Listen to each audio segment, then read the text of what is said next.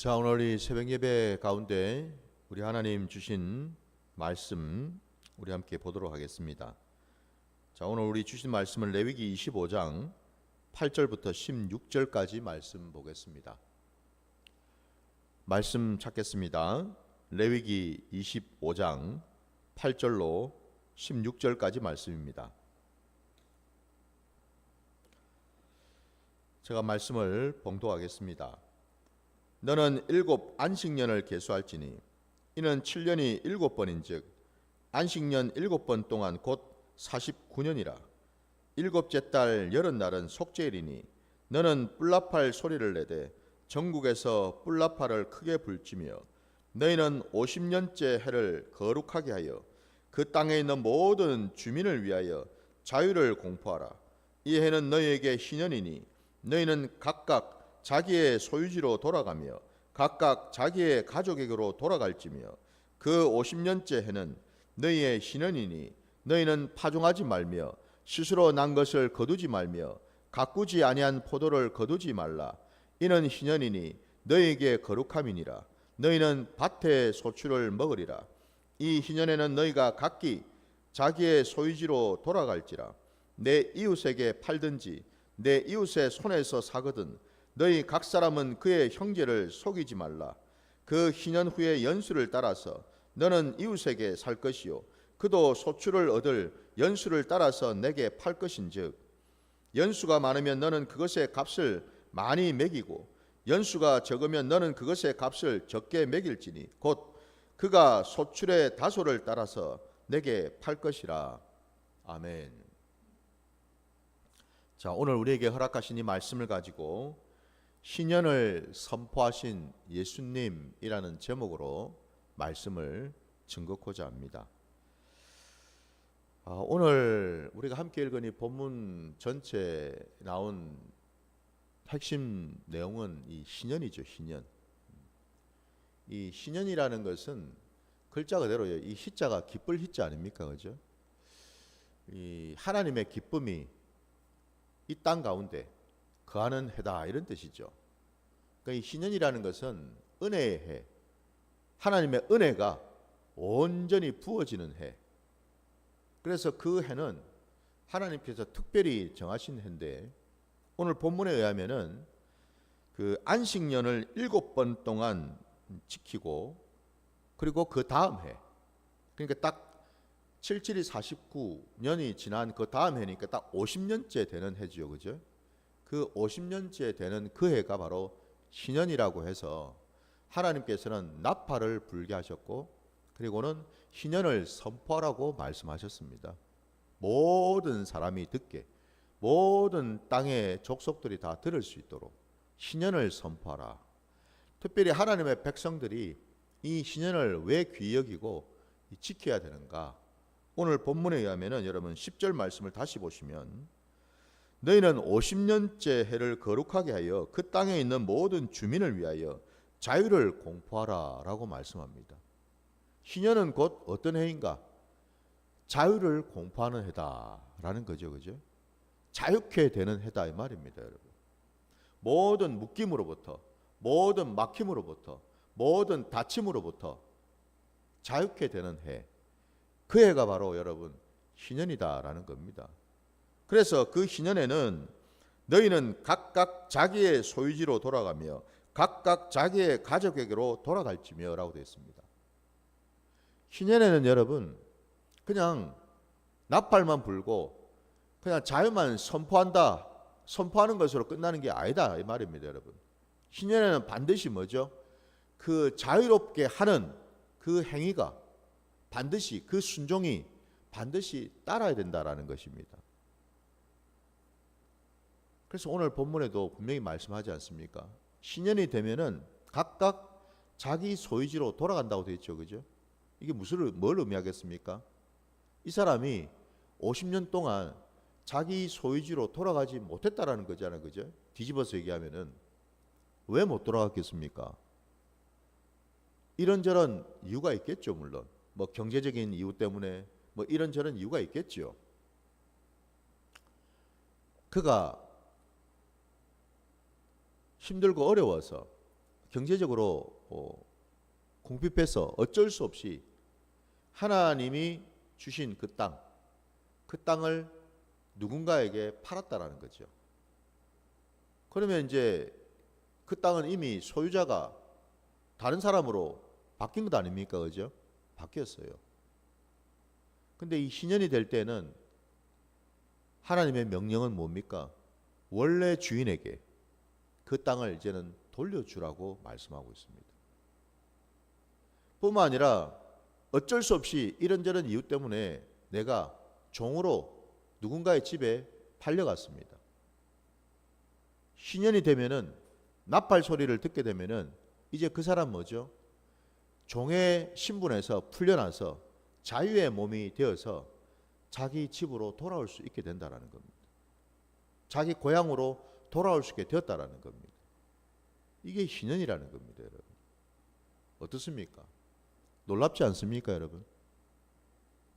오늘날 사실은 여러분 이스라엘 전체 역사를 거쳐서 보더라도 어제도 제가 말씀드렸지만 이 7년에 한 번씩 하나님이 명령하셨던 그 안식년이라는 것과 그리고 오늘 우리가 보고 있는 이 희년이라는 것이 사실상 이스라엘 전체 역사를 놓고 볼 때에 그렇게 지켜진 적이 별로 없다라는 겁니다. 왜 그럴까요? 당장 생각해봐도 우리가 짐작이 가죠, 여러분. 우리의 본성으로는, 우리의 이 악한 본성으로는 아무리 하나님을 믿고 신앙생활을 한다 하더라도 내 것을 내려놓기가 절대 쉽지가 않다라는 겁니다, 여러분. 아니 생각해 보십시오, 여러분. 신년 전까지만 해도 50년이 되기 전까지만 해도 그 땅은 내 땅이었다라고 생각하는 거잖아요, 그죠? 내 땅이었어요. 왜? 땅 문서가 내한테 있으니까 내 땅이죠.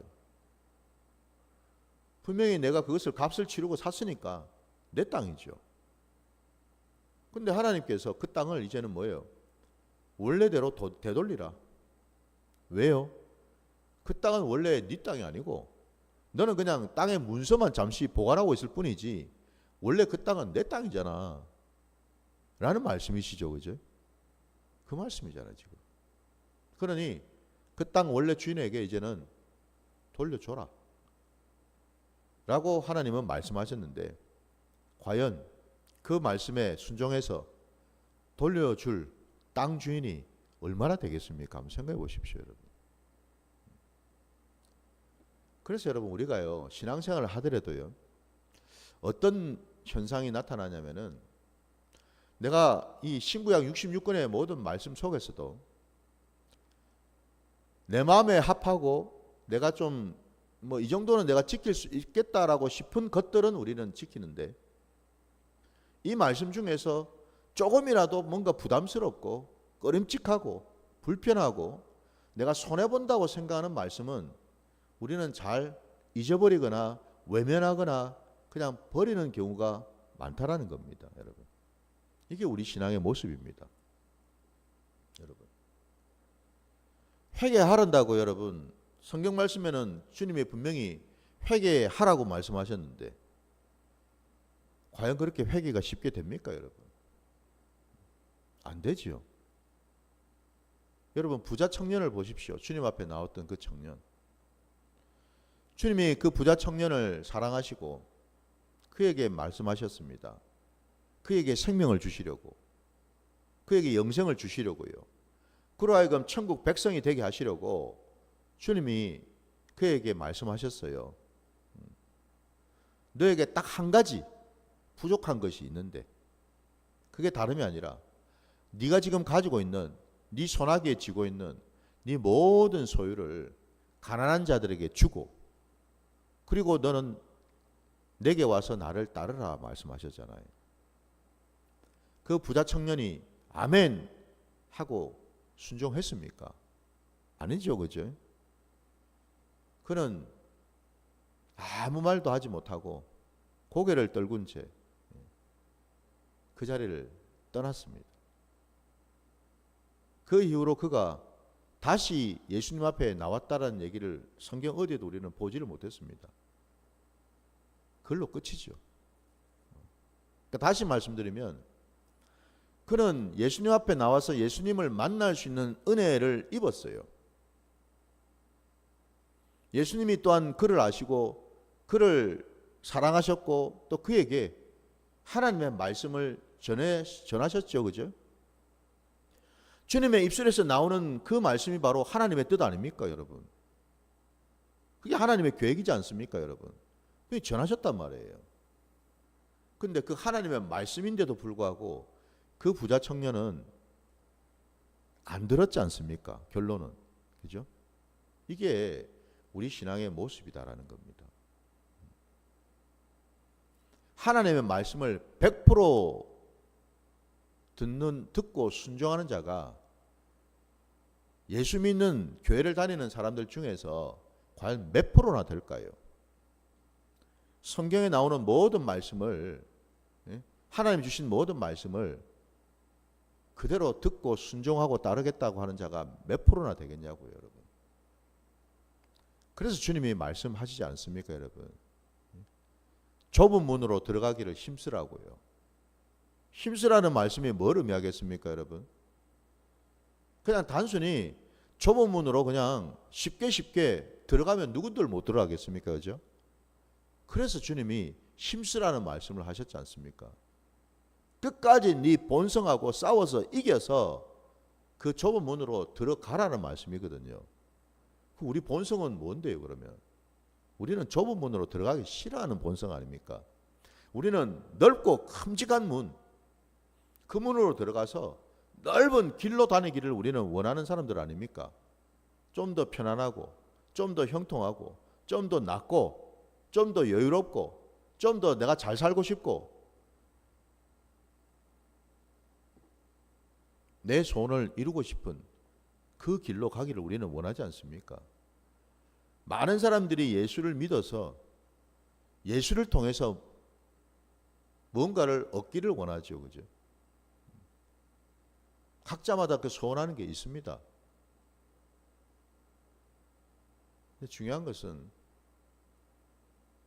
주님이 우리를 부르시고 택하신 것만으로, 주님 때문에 우리가 구원받은 것만으로 우리는 사실은 모든 것을 받은 줄 믿습니다. 뭘 또 더 받아야 됩니다, 여러분. 생명을 받았고 내 이름이 하나님의 그 생명책에 기록이 된 걸로 모든 것이 이루어졌는데 뭘 또 더 받으려고, 뭘 더 얻으려고 우리는 또 예수님을 찾아다니고 예수님의 이름을 부르면서 때를 쓸까요, 여러분? 예수를 믿는 자들은 여러분 점점 나타나는 특징이 뭐냐면은 내 심령이 여러분 가난해지는 것입니다. 예수를 믿으면 믿을수록, 예수를 믿으면 믿을수록 나타나는 특징이 뭐냐? 내 손이 점점 쥐고 있던 내 손이 점점 펴진다라는 것을 느끼게 된다라는 겁니다. 이것도 움켜쥐고 저것도 움켜쥐고 있던 것들을 점점 펴서 내려놓게 된다라는 사실을 나도 모르게 체험을 하게 된다라는 것입니다. 그게 예수를 믿는다라는 증거입니다, 여러분. 증거. 오늘 여러분 이 신년을 선포하시고 난 이후로 사실상 이스라엘 백성들이 이 시내산에서 받은 이 말씀을 받고 난 이후로 실질적으로 그들이 이 신년을 제대로 깨닫고 제대로 순종해서 짧은 시간이긴 하지만 지켰던 그 시간이 언제였느냐?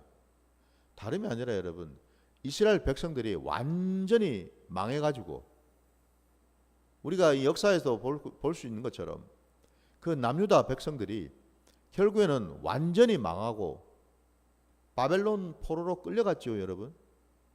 끌려갔습니다.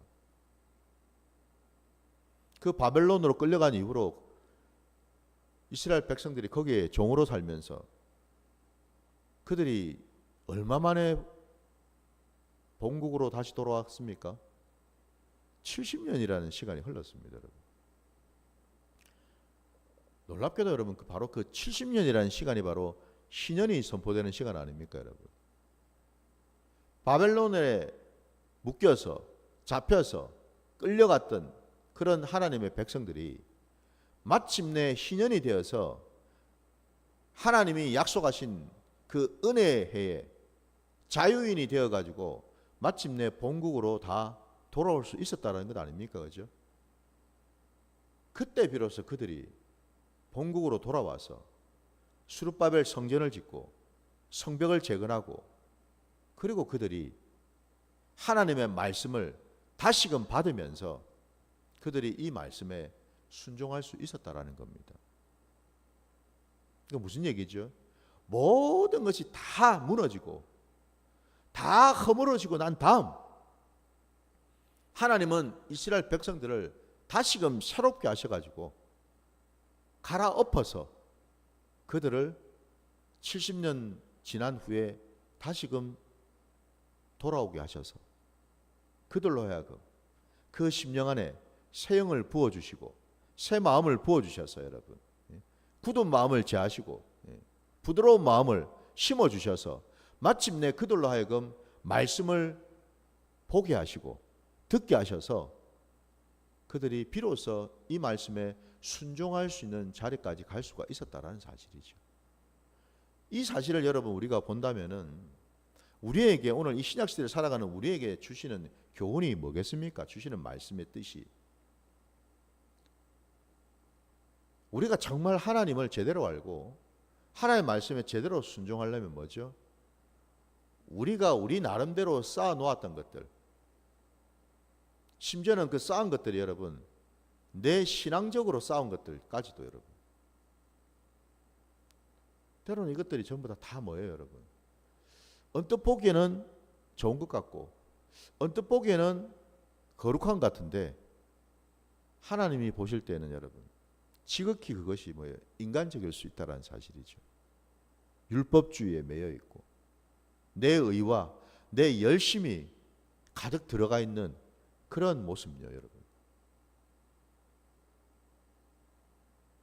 우리가 받아야 될 것은 여러분 하나님의 영이지 곧 예수의 영인 성령을 우리가 받아야죠. 그죠?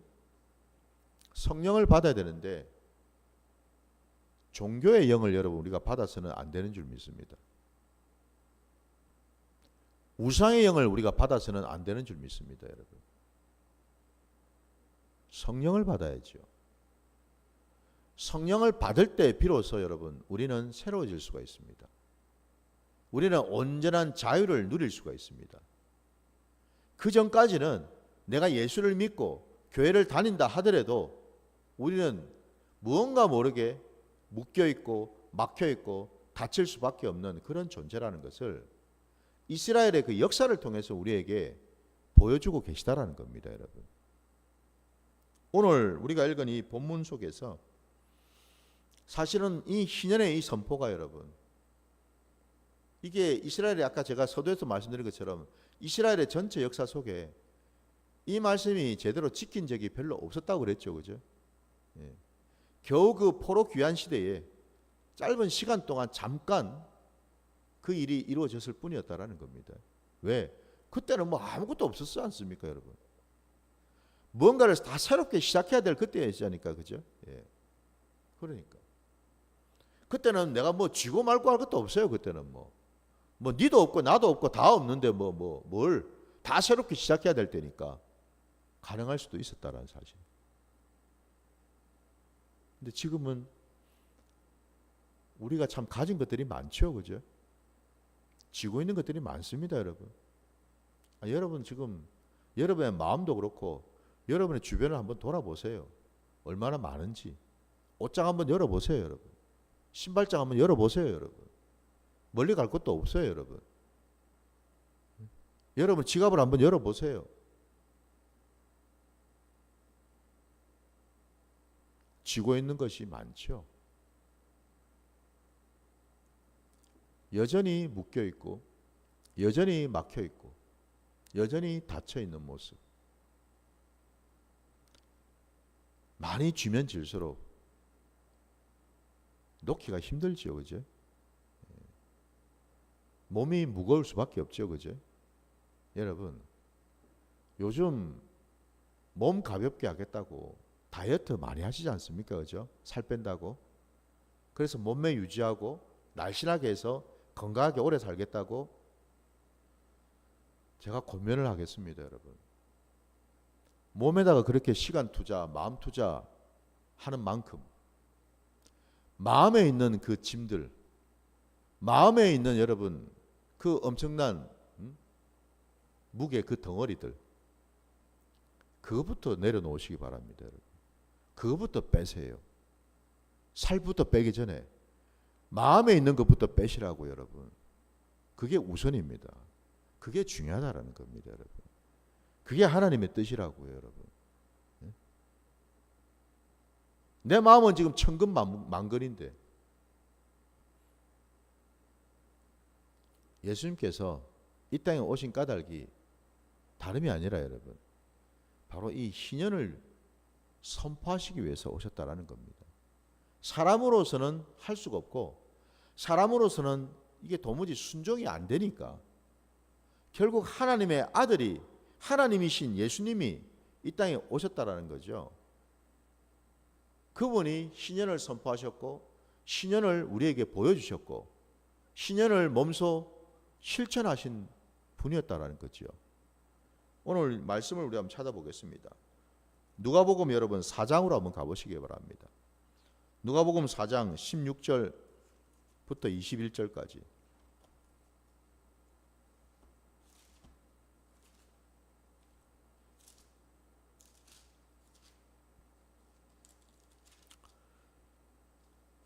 누가복음 4장입니다. 16절로 21절까지. 예수께서 그 자라나신 곳 나사렛에 이르사 안식일에 늘 하시던 대로 회당에 들어가사 성경을 읽으려고 서심해 선지자 이사야의 글을 들이거늘 책을 펴서 이렇게 기록된 데를 찾으시니 곧 주의 성령이 내게 임하셨으니 이는 가난한 자에게 복음을 전하게 하시려고 내게 기름을 부으시고 나를 보내사 포로된 자에게 자유를 눈먼 자에게 다시 보게 함을 전파하며 눌린 자를 자유롭게 하고 주의 은혜의 해를 전파하게 하려 하심이라 하였더라. 책을 덮어 그 맡은 자에게 주시고 앉으시니 회당에 있는 자들이 다 주목하여 보더라. 이에 예수께서 그들에게 말씀하시되 이 글이 오늘 너희 귀에 응하였느니라 하시니. 아멘. 예수님께서 회당에 들어가셔서 모여 앉아 있는 자들에게 오늘 이사야의 이 말씀을 읽으셨습니다. 그리고는 그들을 향해서 하신 말씀이 오늘 이 이사야의 예언의 이 말씀이 너희 귀에 응하였다라고 말씀하셨어요. 너희 귀에 응했다라는 게 뭘 의미하겠습니까? 비로소 이 말씀이 이루어졌다라는 뜻이잖아요. 비로소 이 말씀이 성취되었음을 너희가 들었고 지금 보고 있다, 이런 뜻이잖아요, 여러분. 구구절절 주님이 이 땅에 오셔서 궁극적으로 우리를 위하여 여러분 하신 일은 물론 구원이죠. 근데 여러분 구원이 뭔가? 구원은 다름이 아니라 여러분 우리를 모든 것으로부터 자유케 하시는 게 구원이지 않습니까? 죄와 사망으로부터 자유케 하셨고 병으로부터 자유케 하셨고 여러분 묶임으로 사단의 묶임으로부터 자유케 하셨고 여러분 모든 문제 모든 어려움으로부터 자유케 하신 그분, 우리를 자유케 하시고 하나님의 그 은혜의 해를 선포하기 위하여 이 땅 가운데 오셨다고 분명히 말씀하셨습니다. 그렇죠? 근데 이 대목에서 여러분 우리가 좀 더 유심히 봐야 될 말씀이 뭐냐면 주께서 바로 이 묶이고 막히고 닫혀있는 이런 자들 하나하나를 찾아오셔서 이들을 자유케 하시기 위해서 먼저 전제로 우리 주님께서 받으신 것이 있습니다. 그게 오늘 18절 시작 도입부에 보니까 뭐죠? 주의 성령이 내게 임하셨으니라고 되어 있습니다. 주의 성령. 우리 주님도 여러분, 사도행전 여러분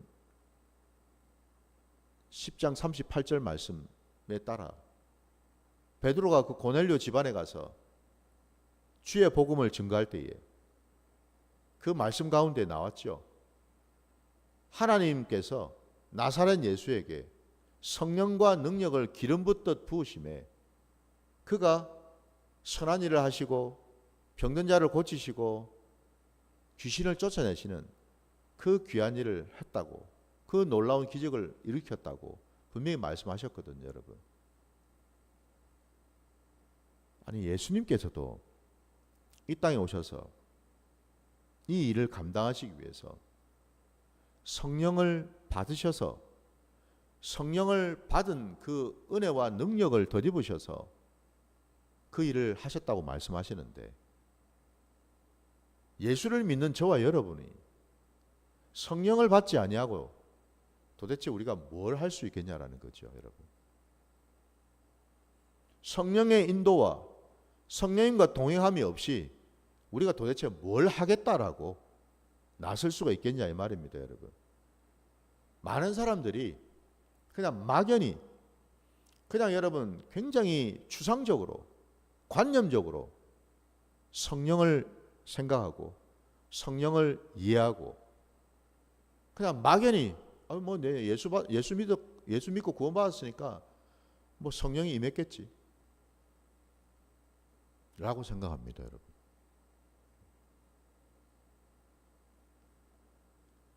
그게 아니고 여러분, 우리 기독교 신앙은 항상 구체적인 신앙입니다. 내게 성령이 임하시고 내가 성령의 사람으로 되어 간다라는 것이 내 신앙의 자리에서 이게 여러분 깨달아지고 경험이 되고 느껴져야 된다는 게 중요하다는 겁니다, 여러분. 그걸 여러분 어떻게 알 수가 있을까? 내가 성령 받았다라는 것을. 물론 말씀에 여러분, 내가 예수를 주라고 시인하는 자마다, 그죠? 이미 그 자는 성령을 받았다라고 말씀도 하고 있죠, 그죠? 예. 성령이 아니고는 누구도 예수를 주라고 시인할 수 없다 했으니까. 내가 내 입으로 예수님을 주님이라고 부르니까 성령 받은 거 맞죠? 맞습니다, 그래요. 맞아요. 그게 다가 아니라는 거죠, 여러분. 그거는 여러분 시작이라는 겁니다. 시작. 네? 이제 시작이라는 거예요. 예수님과, 그러니까 성령님과 이 땅을 내가 살아가는 출발점이라는 거예요. 출발점. 근데 많은 사람들이 오해를 합니다. 마치 그 출발점이 종착점인 것처럼. 뭐 성령 받았으면 그걸로 끝이지, 뭐 다 됐지, 뭐 더 뭐가 필요해? 더 뭘 알아야 돼? 뭘 더 경험해야 되는데? 라는 생각을 합니다, 여러분. 출발점은 출발점이고 종착점은 종착점이지, 그죠? 어떻게 여러분 출발점이 종착점이 될 수가 있습니까, 여러분? 달려가지도 않았는데. 네? 출발선이 있으면은 반드시 결승선이 있잖아요, 여러분. 뛰어야 될 거 아닙니까? 뛰지도 아니하고 여러분, 내가 뭐 출발선에 그냥 앉아가지고 아이고 나 다 왔어 끝이야 이제 이러고 있으면 어떡하라고? 아니죠, 여러분. 내가 구원받았다라는 것은 그게 정말 확신이 되고 정말 내가 거듭난 자가 맞다면은 그 자는 틀림없이 성령님과 동행하는 자가 맞지요. 그럼 이제는 시작이라는 겁니다. 시작이요. 어떤 시작이요? 내가 오늘 주께서 이사야 말씀 인용한 그대로 이전에 내가 예수를 믿기 전에는 내가 어떤 자였습니까? 오늘 본문에 말씀 나왔잖아요, 여러분. 포로된 자 아니었습니까, 여러분? 우린 다 여러분 죄의 포로였습니다. 세상의 포로였잖아요, 여러분. 사단 마귀의 종이지 않았습니까, 여러분? 그래서 살았잖아요. 바로 우리가 포로된 자였어요. 또 우리는 어떤 자입니까? 그 뒤에 보니까 눈먼 자라고 나오죠. 우리는 다 눈이 멀고 먼 자였습니다. 육신의 눈을 말하는 게 아니에요. 그걸 아실 거예요, 여러분. 영의 눈이 닫혀서 분간을 못하는 자였습니다, 여러분. 오로지 그냥 육이 전부인 줄 알고 우리는 사는 자였습니다. 하나님의 나라가 뭐며 하나님의 뜻이 뭔지를 온전히 우리는 깨닫지도 못하고 온통 그냥 얼굴에 수건이 덮여가지고 율법주의에 매여서 살았던 자들 아니었습니까, 여러분? 눈먼 자들이었죠. 또 여러분, 그 뒤에 마지막에 보니까 눌린 자가 또 나오지 않습니까? 우리는 눌리며 살았습니다. 죄 가운데 눌렸고, 이런저런 문제 때문에 눌렸고, 관계 때문에 눌렸고, 물질 때문에 눌렸고, 온통 그냥 눌리는 거 천지였죠, 그죠? 그냥 압살을 당할 정도로 눌려서 숨소리조차 내기 힘들 정도로 살았던 그런 자 아니었습니까?